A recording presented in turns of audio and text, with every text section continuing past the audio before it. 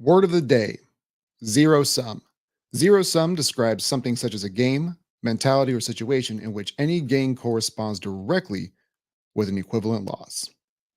Let's get into it. I thought I pushed that button sooner. Should have been that dead air. The DJ in me is mad at me because I thought I pushed the button.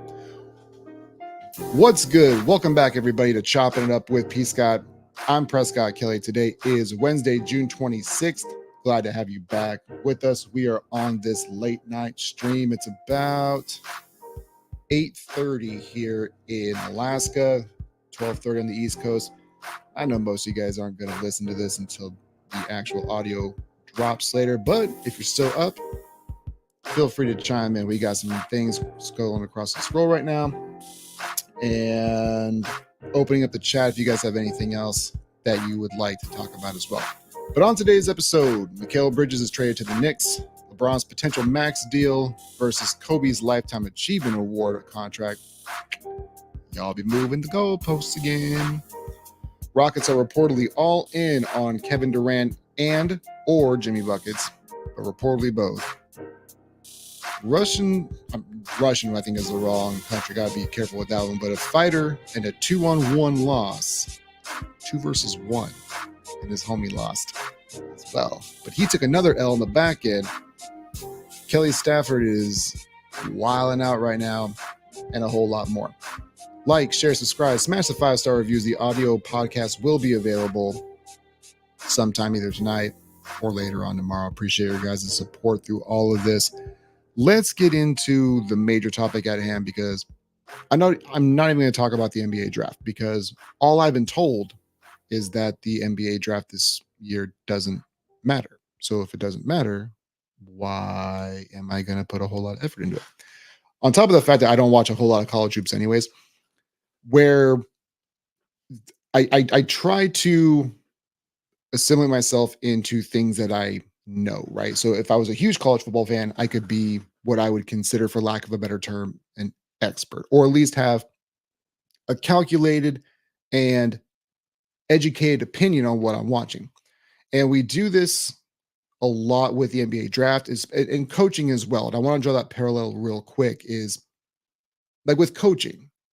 And we'll get to the Knicks in a moment, I swear. But now that I'm here, this is the space that I occupy. I live rent free right here in this moment of what I'm thinking. Is we do this with head coaching all the time, is that we think, us as fans, that we know exactly what a coach is supposed to be. You hire a head coach with no experience, and you automatically jump to the conclusion of great hire, terrible hire, when it's a first-time head coach. And most of the time, we are wrong. One way or the other, whichever side of the coin that you think that is going to be, whether great or bad, great, they're probably trash. If you think they're going to be trash, they end up being great. It's such a coin flip on these first-time head coaches who have nothing. So we talked about this a little bit with JJ Redick being the new head coach of the Lakers, and I thought, well, I don't know if he's good or not. Once you've coached, and once I've seen what you are, I can get a pretty good idea of what my opinion of you should be. It's kind of like with rookie quarterbacks, or quarterbacks and rookie scales altogether. I don't know if you're good or not because your circumstance, your front office is trash, your weapons are trash. Like, there's so many factors. But once I've seen some footage on you, I feel pretty confident in the lane that I occupy. The whatever lane I want to be in, I feel pretty confident with it. With that being said, to get back to the Knicks, I was driving home today from work, and for whatever reason, I don't know why, I don't know what was going on, but my phone charger was not connected to my phone, so I couldn't stream the podcast that I like to listen to. So I was listening to AM sports radio on the way home, and they're talking about the Knicks and this Mikal Bridges trade, and they're saying, just wrap it up.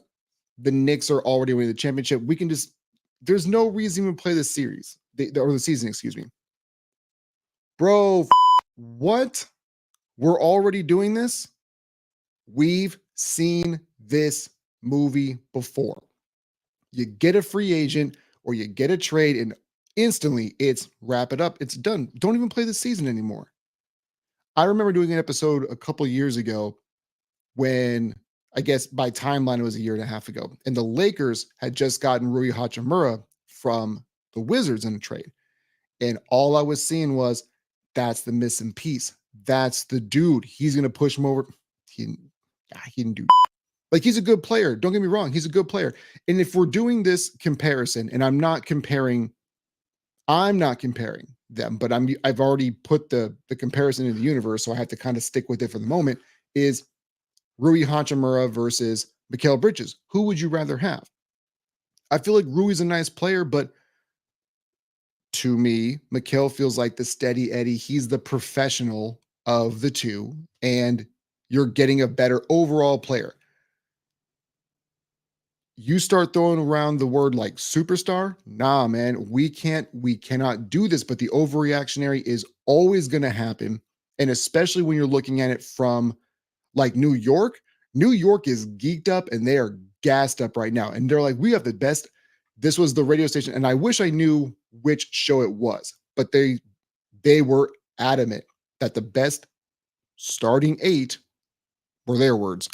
1 through 8 on the roster were the Knicks. And I agree, but only slightly, because there's caveats and there's layers of this. Where if you're telling me that the starting five for the Knicks is better, the starting five for the Knicks is better than the Boston Celtics, I would say unequivocally no. No, that's just not, that's not a thing. If you want to go 1 through 8, maybe. But even still, the Celtics have exponentially, not exponentially, I don't want to do that, but we've seen with the Knicks, Jalen Brunson has proved most of us wrong. You can say all of us. Nobody thought that Jalen Brunson would be Jalen Brunson when he got to the Knicks. But the Knicks have that dude who is, he has so much of an offensive load on his shoulders. Dante DiVincenzo is a guy who can be, he's another one of those dudes who he's fine. He's a good NBA player, but let's stop gassing people up to be better than what they are. And Julius Randle, fine, but injury prone. There are so many levels to this where it's like, if you just want to pick and choose the depth, fine. But Boston, Jason Tatum is better than anybody that the Knicks have. I think that that's right. I'm not being out of pocket when I say that. You can say by a bit, the margin that you want to put on it by your own metrics is on you, and that's fine. But Jason Tatum is still better than Jalen Brunson. Jaylen Brown is another dude. And we talk about this with playoff basketball, and I've been at fault for this where I say you've got to have at least one guy, got to have one dude who can manufacture a shot and take over a game and said, get on my back. I got this one. This one's on me, dog. Like we need to win 4. This one's on me. Boston has 1.5 of those. New York has 1. But even then, I don't know, man. Like these Knicks fans are crazy because they always want to do this of when they're good. And it's not, to be fair, I'm getting too far ahead of myself. I'm just hating on the Knicks. But the Knicks have been so bad for so long that now when they get any success whatsoever, it's, well, we are back. I remember a couple of years ago when they made the playoffs and they hadn't been in the playoffs in forever. And then they ended up going to, I think, who they played, either Philly or Atlanta, and they ended up getting bounced in the second round. Like, we're back though, dude, because there's juice in the garden. There's juice in the garden. Let's get it. And then they miss the playoffs the next year. These things are so cyclical. Like, you can't just sit in, we made it this far, we can only go further. And Mikal Bridges, again, is a nice piece and a nice player. I like him. I don't think there's anybody in the league or a fan of professional basketball that says that he's not a good basketball player. But that's just it. He's good. We've seen this movie before with not just the Knicks, Tom Thibodeau coach teams, But if these Knicks fans are right, if it's supposed to be the best eight on an 8-player rotation in the NBA, you should be good. But Tibbs, it's Tibbs, man. Yeah, you got one more dude that you can run through some more minutes, right? But man, if you take 2 minutes off every single player and reallocate them, that 37 to 38 minutes that you play under Tibbs is going to feel like you're playing 78 minutes. It's bananas. Like, we don't know what this is going to be. And so the Knicks were the 2 seed this year, I believe. Yeah, they're good in a weaker East. And they're still going to be good, don't get me wrong. And they might have a 60 in the regular season. They might be a 60 to 64-5 win team in the regular season. Maybe. That is being a stretch, and that's me being very, very generous. And we also don't know. There's also going to be injuries. Other teams are going to make moves. These types of things are silly to do this early on. But it's not to say that it's impossible. I think they could be a 60-65 win team in the regular season. But what are you going to do in the playoffs? And to me, I don't want to be so hyperbolic and you need the one dude who can just get you a bucket. But when I look at New York, it looks like it feels, and I could be completely inaccurate on this, but it feels more like a system than it does like one dude can just take over. Because Brunson's an undersized guard, even though he's not short by any metric, by like the main by American standards of just regular people, he is not undersized. But he's a shorter guard. DiVincenzo is same kind of, not, he's taller, but I don't have this feeling with the Knicks of one. I'm not scared of one dude. I'm scared of how good you guys can all be. And there is some degree of that is awesome and can work, because the 04 Pistons are what we always go to. That is the default, right? The default is always the Detroit Pistons of 04 had a great defense and you never knew who could kill you. It could be anyone. It could be Rip. It could be Chauncey. It could be Tayshaun. We knew it wasn't going to be Ben Wallace. That's the only constant. We knew it wasn't going to be Ben. But you didn't know who was going to be their number one dude every night, which can be a surprise. But what I'm tired of people doing is using the outlier as an excuse, or using the outlier and saying, well, what about this? Because the track record shows that doesn't work. It can, but it usually doesn't. The Knicks, to me, are going to be another team that's going to be really successful, going to have another great year. And yes, talent-wise, that is a really deep team. They re-signed Anunoby, and between the entire starting roster, there isn't really a blemish anywhere. But I'm not really scared of any one particular person except for maybe Brunson. And you could tell me right now, Prescott, well, they got Mikal Bridges now. That's going to open up more things for Brunson. Maybe it does, maybe it doesn't. The other thing I want to, and I see Camden, I saw I see your thing. I haven't read it quite yet, but I saw you pop up in the chat. I'll be there in a moment, bud. But the other thing too is when we want to dumb this thing down to, well, it's the all Villanova squad. They played together beforehand. That chemistry is going to be like it never left. Really? When those dudes played together, they were kids and they weren't getting paid. Wink, wink. Allegedly, nobody was getting paid, right? Because NIL wasn't a thing when these kids were all at Villanova. But the rapport's there. The chemistry's there. They won a championship. Like this, how could it not work? Yeah, you're an adult now. Salaries matter. The way that you play, where you've played beforehand, what your role was, what your expected role is supposed to be, that isn't something where you just pick up and say, well, how could we not be good?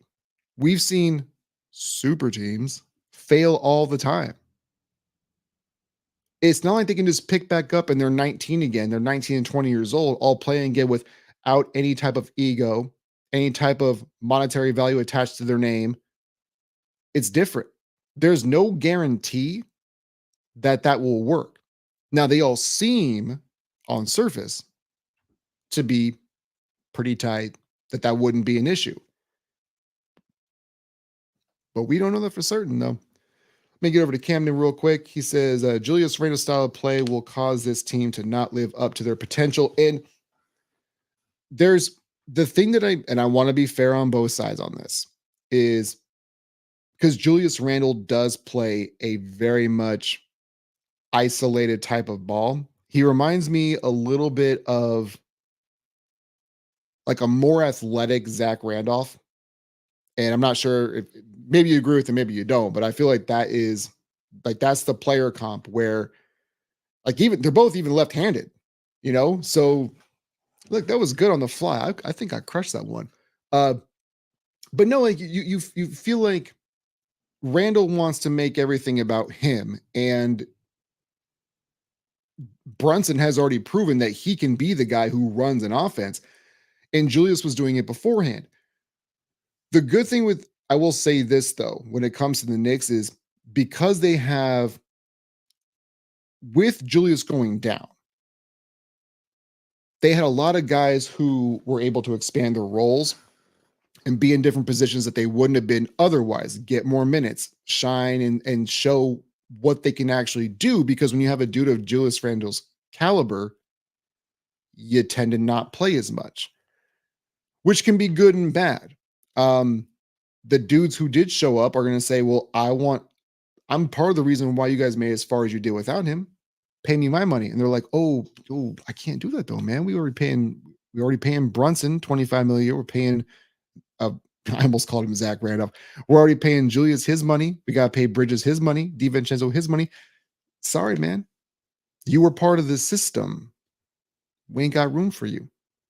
But it's just like any other business, or really when it comes to professional sports, is once you put your name into the hat of I can play in this league, somebody's going to want them, which might be better for more beneficial for New York down the line. But this year, man, it's still Boston and everybody else, barring injuries. Let's just do that, put that caveat, put that pin in it, is it's still Boston and everybody else. But New York, to me, they got better because obviously you add a really quality basketball player. And if you do that, you're generally going to be better. But it's about matchups too, man. When you get to the playoffs, it's about matchups. And we saw that with even in the Western Conference, Denver hit a matchup problem with Minnesota. If they didn't play Minnesota, Denver's probably back in the NBA Finals again. It didn't happen. And I don't want to play this woulda, coulda, shoulda, or anything else like that. I'm saying that it can be both. It can be the matchups matter, and it can also be you can't take away what actually happened. And that's what it is. Like, I don't think Minnesota is going to be as good as they were last year. I don't think Dallas is going to be as good as they were last year. This is me picking on anybody. It's just this is how the nature of the beast works. And until you prove it to me, going back to coaching to kind of put a bow on that and move forward to the LeBron versus Kobe Max deal, is until you've actually done it or show me, why would I put any faith in it? I do this every single year with the Ravens and the Chiefs. I know y'all are good because y'all been good forever. I know Patrick Mahomes is that dude. He's that dude. I'm going to pay him. I know the Ravens are always going to be good. Even when they're down, they're still good. You've proven it to me organizationally. Anyway, moving on. If you have any more questions or any topics or whatever, throw them in the chat. We'll probably be going for about another 30, 40 minutes or so. I spent 20 minutes on just the Knicks. That's the most time I've talked about New York sports in a long time. So every once in a while, I'll scroll through my socials and I see, well, not every once in a while, it's every single day. I see some of these outlandish takes or just like straight hater mentality, right? And one of them, it's LeBron is always a part of the crux of this. And I try not to dive too much into the top 5, top 10s and things like that, because it's not something that I believe in. I don't believe in that being a construct of intelligence. because there's so many dividing factors and so many moving parts. And the what about the top 75? Well, the top 75 can change because we're getting new players, we're getting new coaches, we're getting new systems. Like there's more to it than just that guy good, that guy that guy good. Come on, man, we can't just be doing this in our entire lives. So when it comes to LeBron James is about to reportedly is about to receive another a 3-year max from the Lakers. And what I'm seeing is a bunch of, well, that's how you get handcuffed. That's how you're not good. And I keep bringing up, y'all didn't care when that was Kobe though. And it largely was crickets because nobody really had a good response to it. And I've I've been preaching this for now on this particular podcast almost 3 years now. Don't pay players for previous success. There are just a number of outliers on that. But as a general rule, don't do it. That's why I criticize the Falcons so much with their Matt Ryan deal, the Steelers so much with their Ben Roethlisberger deal, the Lakers with their Kobe deal. And every time I bring up, you've been more relevant on this bad LeBron James contract than you ever were with Kobe is, well, Kobe's team was trash. I'm like, yeah, the LeBron James ones haven't been great, but even the whole reason why they've been good, I thought LeBron called all the shots though. Because if he called all the shots and y'all won a chip and he was like 36 when that happened, seems like it worked, right? Like there's just like if you hate LeBron, you just hate the dude. If you hate MJ, you hate MJ. So I'm tired of trying to change people's minds because it's never going to happen. It's like political voting. Like if you are on a side, you are going to vote for that side. That's just what it is. But when it comes to just like having a deeper conversation, it's been more successful under the Braun era in his latter years than it ever was with Kobe, but nobody had a problem with Kobe getting paid. Obviously, the dollar amounts are different, but percentage of cap, I would imagine, were pretty similar. But the whole legend of Kobe has been weird, and I get a lot. I get a lot of for what I say about Kobe Bryant because, and to recap for the new listeners, it's we did not have him in this glowing light until his unfortunate passing, along with his daughter and the people who were associated with that. When that happened, his I'm trying to think of the right word, but the way that we portrayed him and perceived him changed in an instant. And I think that is disingenuous. Like it has to be part of his story, and people are trying to wipe it completely away about everything beforehand. But, and I bring this up too, I'm not sure if you guys actually watched his final game against Utah. If you have the ability to, please do, because Utah let him have every one of those buckets.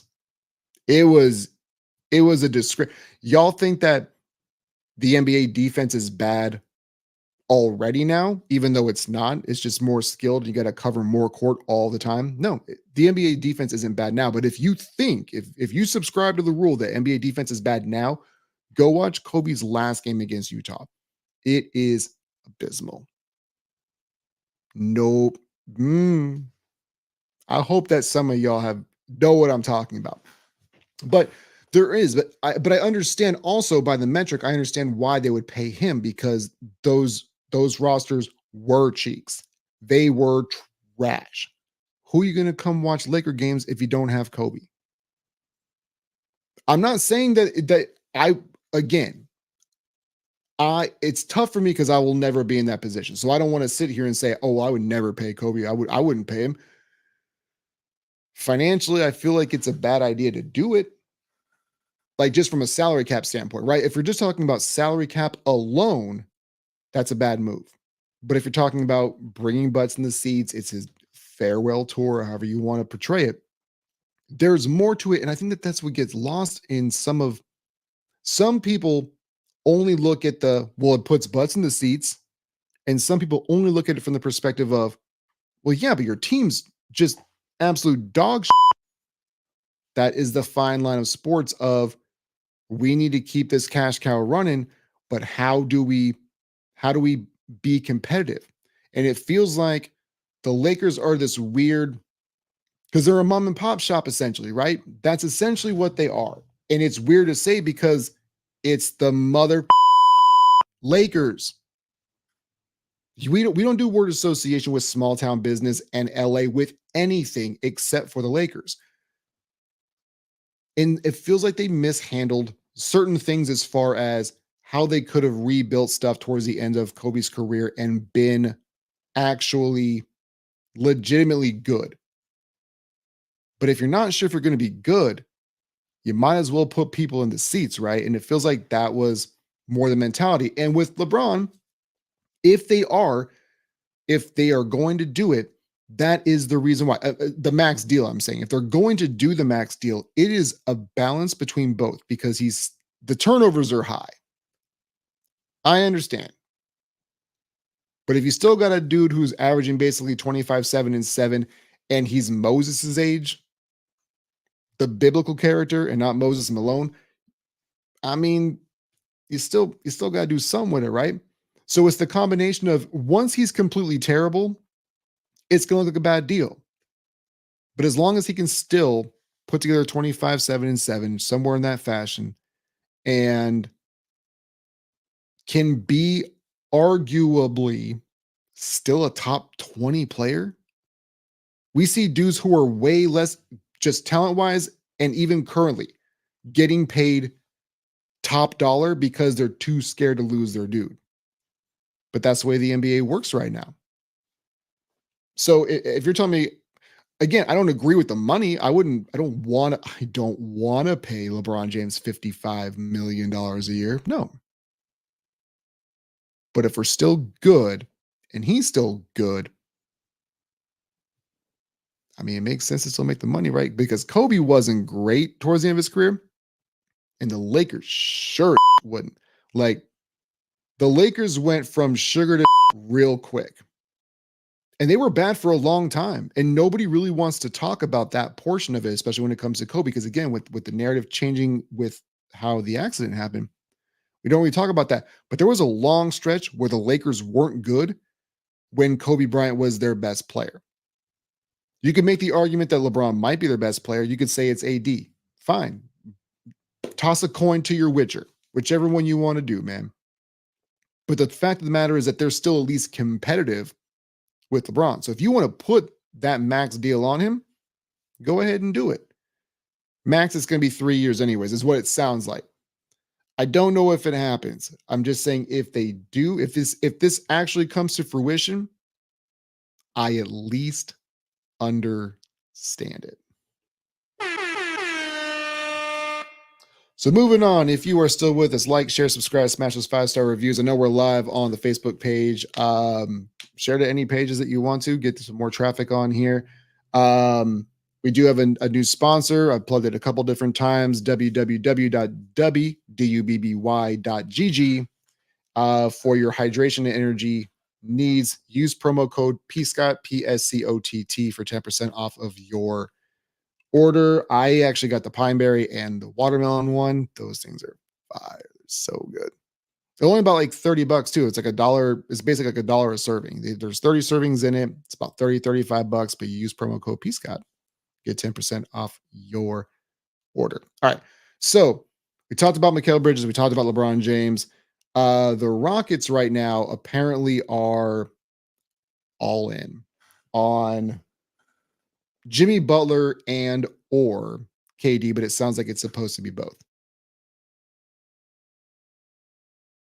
Sorry, I had to quench my thirst. It does, man. It gets to you talk for 30 minutes straight. It's not ideal.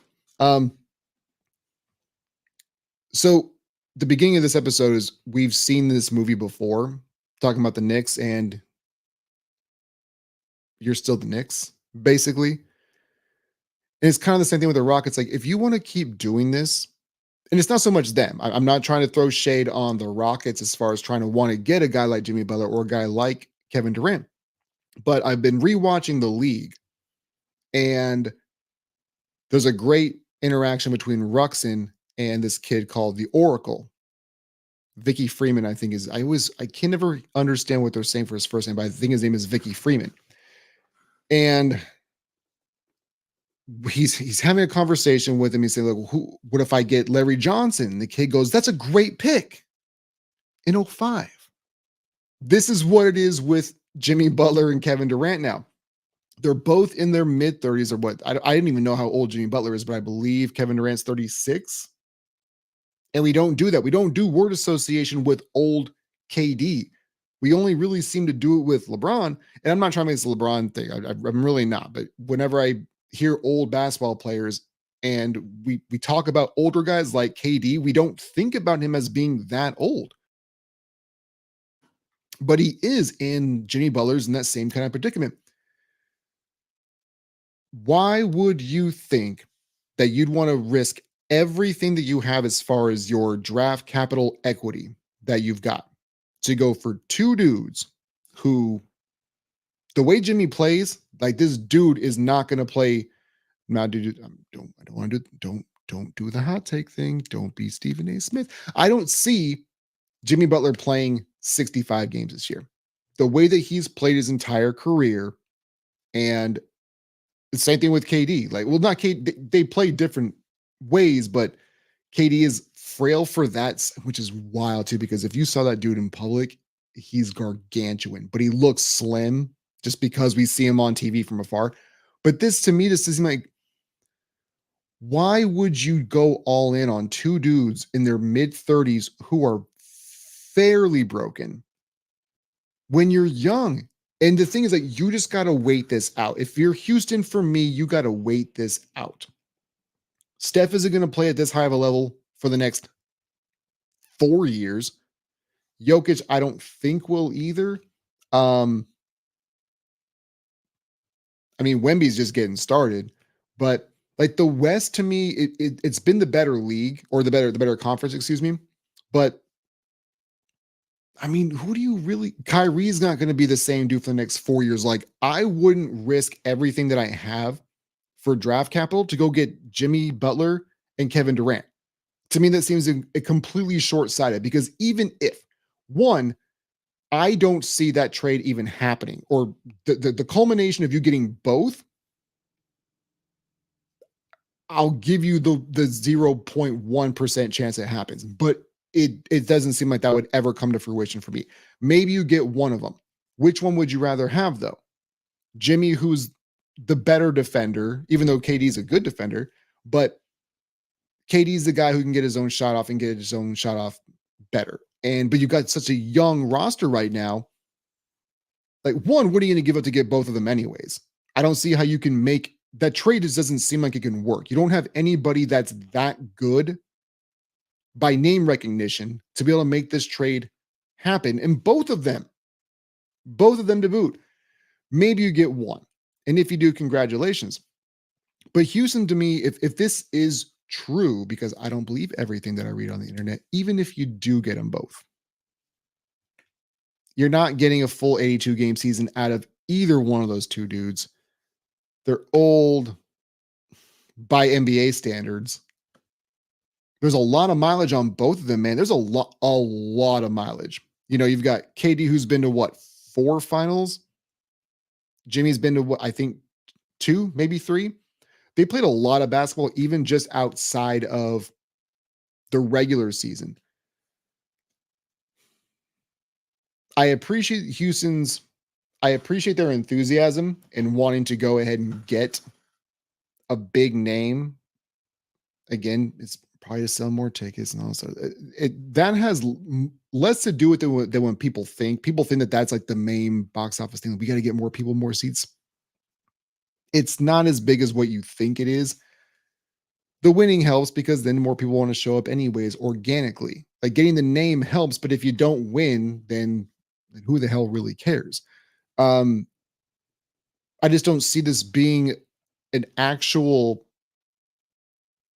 this seems like it's a wasted form of energy if you're the Houston Rockets to try to manipulate ways to get both dudes when neither one, it's not going to happen. It's just hot take. It's not happening. You're not getting both dudes. Sorry. But yeah, like like why? For what? For what? For who? To quote the great, I think that was Ricky Williams. Man, I'm on the fly. I think I messed that one up. I think that was Ricky Williams, either Ricky Williams or Ricky Waters. Ricky Waters, I think it was the guy who said for who, for what, catching across the middle. But yeah, I mean, Houston's they'll be in good shape. I think you just got to wait out the real juggernauts of the West. And if you draft well, and if Ime is the dude who you think that he is, as far as a coach is concerned, which it seems like he is, just ride and get better talent and just don't make bad contract decisions. Moving on. So I needed to get prepared before I did this. And this is the tough part about running a show by yourself, because I have no executive producer. I'm doing everything on the fly. So the next talking point, though, is this MMA fighter, and I guess his name is Lucas Bokovas, however it's pronounced. And he's from the Czech Republic. So I didn't even know that you could do this.